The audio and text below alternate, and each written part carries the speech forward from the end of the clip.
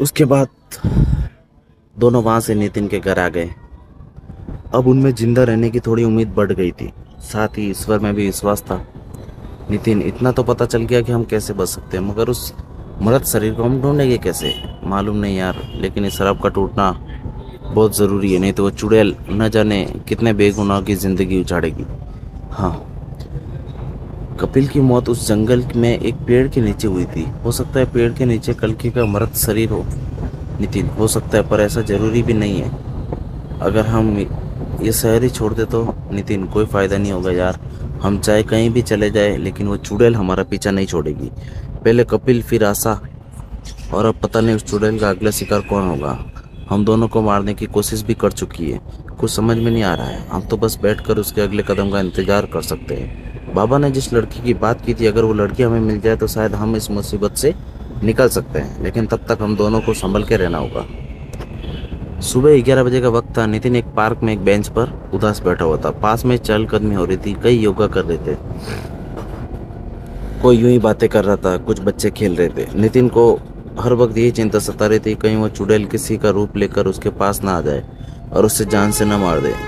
बीतते कुछ दिनों में उसकी सारी जिंदगी बदल गई थी। सूर्य की कुछ किरणें नितिन के चेहरे पर पड़ रही थी। अरे यार, कहते हुए नितिन उठ खड़ा हुआ, पार्क से बाहर निकल गया। अब नितिन सड़क के किनारे खड़ा था। लगातार गाड़ियां आ जा रही थी, इसलिए वह सड़क के उस ओर नहीं जा पा रहा था। सड़क के उस ओर एक लड़की बेंच पर बैठी थी। उसे देखते ही नितिन कुछ पलों के लिए उसकी ओर आकर्षित हो गया। वो लड़की जींस टॉप पहने हुई थी, आंखों पर काला चश्मा लगाए हुए, होठों पर लाल लिपस्टिक। वो अपने मोबाइल पर कुछ देख रही थी। नितिन को अपनी ओर घूरता हुआ देखकर पहले तो वह असमंजस में पड़ गई, अगली पल वह मुस्कुरा दी। नितिन सड़क के उस ओर जाने के लिए आगे बढ़ा। 2 ही कदम चला था कि उसके कदम थक गए। उसे लगा जैसे किसी ने उसके पैरों को पकड़ रखा हो। जैसे ही उसने अपने पैरों की ओर देखा, कुछ नहीं था। आगे बढ़ने के लिए उसने अपना फिर कदम उठाया, मगर वह चल नहीं पा रहा था। उसके जूते सड़क से चिपक गए। सिर्फ जूते ही नहीं, उसकी कमर के नीचे का भाग महसूस ही नहीं हो रहा था। नितिन, ये क्या हो रहा है? मैं चल क्यों नहीं पा रहा हूँ? मानो उसे लकवा मार गया हूँ। वह चल नहीं पा रहा था। अब वह मेन रोड के बीचों बीच खड़ा था। आसपास में कोई नहीं था लेकिन जो उसकी मदद कर सके। नितिन महसूस कर पा रहा था कि उसके पैर हिल तक नहीं रहे। सुरेश भी पास में नहीं था। गाड़ी के हॉर्न की आवाज आ रही थी। एक ट्रक उसकी ओर तेजी से बढ़ रहा था। लाख कोशिश के बावजूद भी नितिन जरा भी नहीं हिल सका। शायद उसका अंतिम समय था। कल्कि की एक जानलेवा कोशिश। नितिन, और नो, अब क्या करूं? वो ट्रक तेजी से दूरी को चीरते हुए नितिन की ओर बढ़ रहा था। नितिन के चेहरे पर पसीना साफ नजर आ रहा था। वह असहाय सा खड़ा था। अब डरने का कोई फायदा नहीं। जो मेरे नसीब में है, मैं उसे नहीं भाग सकता। मुझे कोई पछतावा नहीं है। मैंने कभी किसी का बुरा नहीं चाहा है। उसने अपनी आंखें बंद कर दी और तेज भाव से खड़ा रहा। हॉर्न की आवाज के साथ ही ट्रक उसे कुचलने ही वाला था कि कोई भारी भरकम चीज नितिन पर गिरी और नितिन साइड में गिर गया। ट्रक पास में से गुजर गया। नितिन सड़क पर गिरा था। बेंच पर बैठी लड़की नितिन की बाहों में थी। उस लड़की के बाल नितिन की आंखों को छू रहे थे। उसे यकीन ही नहीं हो रहा था कि वह बच गया। धड़कनें बढ़ने लगी और सब कुछ भूलकर उस लड़की की आंखों में डूब गया। अगले पल जोरदार बारिश शुरू हो गई।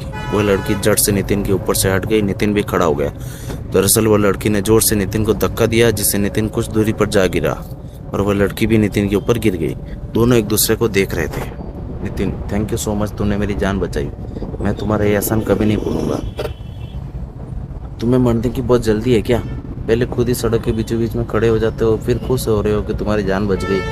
अजीब किस्म के इंसान हो तुम। वह लड़की गुस्से में नितिन को घूरते हुए बोली। नितिन, आज नहीं तो कल मुझे मरना ही है। मेरी जिंदगी अब वैसे भी इतनी ही बची है। क्या मतलब है तुम्हारा? वह लड़की बोली। नितिन, जाने तो मेरी बातों पर वैसे भी कोई यकीन नहीं करता। बारिश बहुत तेज हो रही थी, कहीं और चलकर बात करें। वह लड़की बोली। नितिन, ठीक है। दोनों कॉफी शॉप पर चले गए। नितिन कुछ समझ ही नहीं पा रहा था कहाँ से शुरुआत की जाए। वैसे मेरा नाम मीरा है, वो लड़की बोली।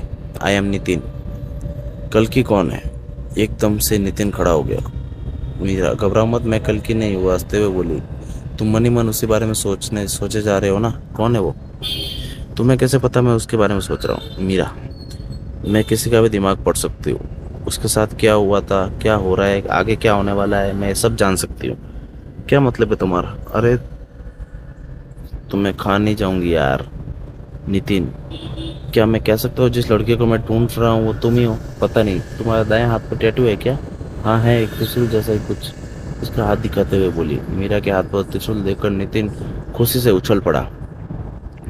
तुम्हें किसी के बारे में कुछ जानती हो तो फिर क्या? तुमने उस टैटू के बारे में जानने की कोशिश की? मीरा, हाँ, बहुत बार, मगर इसके बारे में कुछ पता नहीं चला।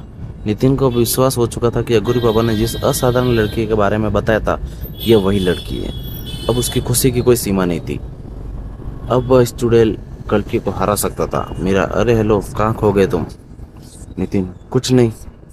मीरा, तुम कुछ बताने वाले थे। नितिन, तुम नहीं जानते मीरा, बीते दिनों कुछ मेरे साथ कुछ बहुत कुछ अजीब हुआ है। मैंने अपनी आंखों के सामने मेरे दोस्त को खो दिया। कितनी दर्दनाक रात थी, सोचकर ही रूह कांप जाती है।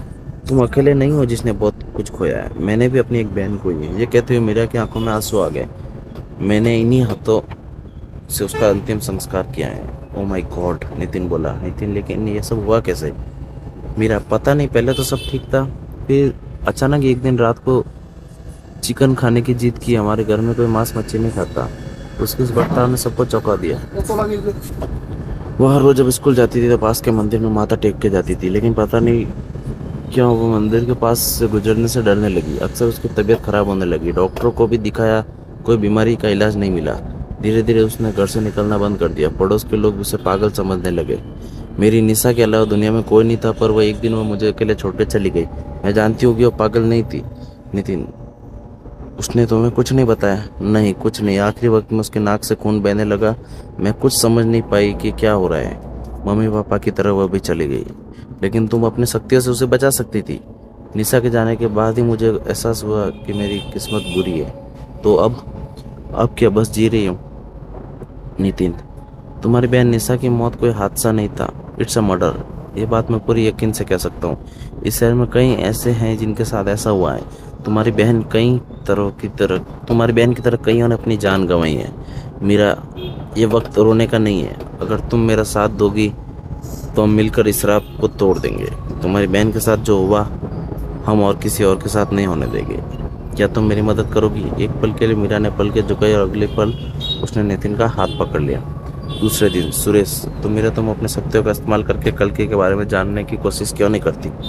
मीरा, हाँ, मैं ऐसा कर सकती हूँ, पर उसकी कोई चीज़ चाहिए। उसे छूकर ही मैं उसे जान पाऊंगी।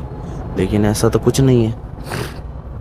नितिन, हाँ, याद आया, एक चीज़ है। उस रात हम दोनों को अपनी आंखों से कल्कि को देखा था। अभी भी कल्कि की छवि मेरे दिमाग से नहीं मिटी है।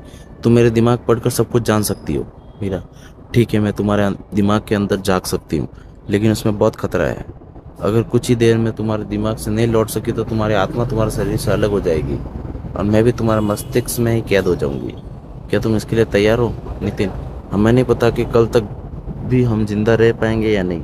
अगर कोशिश ही नहीं करेंगे तो कपिल और निशा की तरह हम भी बेकार मौत मारे जाएंगे। इसलिए हमें रिस्क तो लेना पड़ेगा। मेरा, तो फिर ठीक है, वहाँ बेड पर लेट आओ और पूरी तरह से कल्कि के बारे में सोचो। सिर्फ कल्कि, ध्यान लगाने की कोशिश करो, अपने दिमाग में एक छवि बनाने की कोशिश करो। मीरा के बताए मुताबिक नितिन बेड बेड पर लेटा और पास में मीरा भी सोफे पर लेट गई। कुछ ही देर में मीरा नितिन के मस्तक में प्रवेश कर चुकी थी। मीरा, ये कौन सी जगह है? ये तो कोई गांव लग रहा है। मीरा अब सड़क पर खड़ी थी। आसपास खूब सारे पेड़ पौधे थे। दो लोग भाग रहे थे, एक युवक एक औरत। कहीं गांव वाले उसके पीछे भाग रहे थे। मारो उनको, पकड़ो, जान ना पाए, बच के निकल ना पाए। पकड़ो, वो भाग रहे, देखो, मारो उनको। मीरा अपनी आंखों के सामने सब देख पा रही थी। कुछ ही देर में गांव वालों ने उन दोनों को पकड़ लिया और उन दोनों को लाठियों से पीट पीट कर अधमरा कर दिया था। गांव वालों ने उन्हें पकड़कर उन्हें एक पेड़ से बांधकर दोनों को मौत के घाट उतार दिया। वे दोनों जान की भीख मांग रहे थे, पर किसी ने उन पर दया नहीं आई। पूरी जगह खून ही खून फैला हुआ था। अगले पल मीरा नितिन के दिमाग के बाहर आ चुकी थी। सुरेश, क्या देखा तुमने? कुछ बोलो। पर मीरा कुछ बोलने की हालत में नहीं थी। सुरेश ने नितिन को भी नींद से जगा दिया। क्या हुआ मीरा? मैंने देखा कि लोग मिलकर एक औरत और एक आदमी को मार डाला। तो इतना अत्याचार कैसे कर सकता है? वहाँ खून ही खून था। इतने निर्दयी लोग। कौन थे वो लोग? पता नहीं, पर मैंने कुछ और भी देखा। क्या? मेरा वहाँ कोई था जो ये सब देख रहा था, शायद कोई छोटी बच्ची।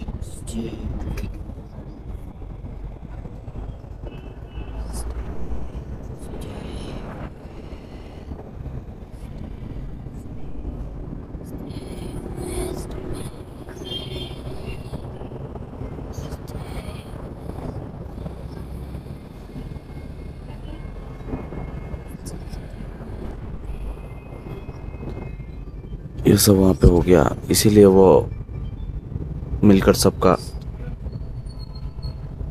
खून पीती है, सबको मार डालती है, सिर्फ अपना बदला पूरा करने के लिए। मीरा ने देख लिया था कि उसकी लाश कहाँ रखी हुई है। ये लोग वहाँ पे कैसे भी करके जाते हैं, उसकी कंकाल को वहाँ से निकालते हैं और आग लगा देते हैं, और वहाँ पे ही उस कल्कि को मुक्ति मिल जाती है।